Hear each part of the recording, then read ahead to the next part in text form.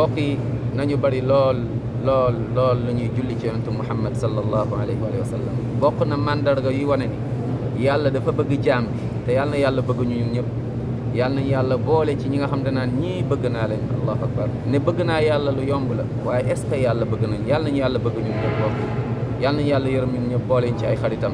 yàlla na yàlla suturaal ñu fi dunya wal axira yàlla na yàlla def ñu dëgg-dëgg jullit may ñu mujj bu rafet yërëm ñu dugal ñu aljanna yawmal qiyaama ñu nekk ñun ak yonentu Muhammad sallallahu alayhi wasallam ci biir aljanna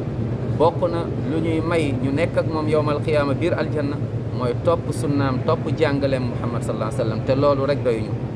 waaye nag di bari lool lu ñuy julli ci moom saa su ne bés bu ne waaye rawatina bésu aljuma yonent bi alayhi salaatu wassalaam nee na képp ku julli ci man benn yoon yàlla julli ci yow fukk allahu akbar man salla alayya salaatan ku julli ci man benn nee na sallallahu allahu akbar yàlla ci boppam mooy julli ci yow ñaata nee na ashran allahu akbar sallallahu alayhi biha ashra allahu akbar nga julli ci yonent bi sallallahu alayhi wa sallam benn yoon yàlla julli ci yow fukk julli yàlla ci jaam bi mooy yàlla day kontaan ci yow da lay jéggal da lay yërëm da lay yëkkatil daraja da lay jegeel yërmaneem da lay soril safara allahu akbar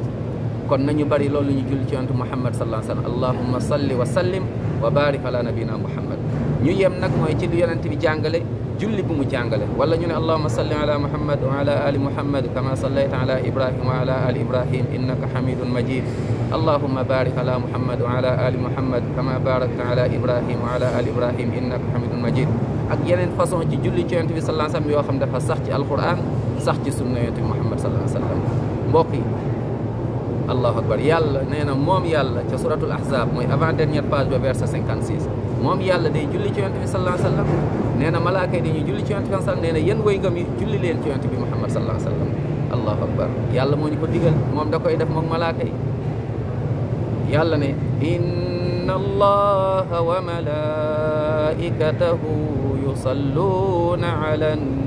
nabi يا أيها الذين آمنوا صلوا عليه وسلموا تسليما يا أيها الذين آمنوا صلوا عليه وسلموا تسليما وقي nañu bari li ñu julli ci Yonent Muhammad sallallahu alayhi wa sallam yal na yàlla def ñu dëgg-dëgg jullit yawmal qiyaama yàlla boole ci ñooñ di nekk ak Muhammad biir aljanna sallallahu alayhi wa sallam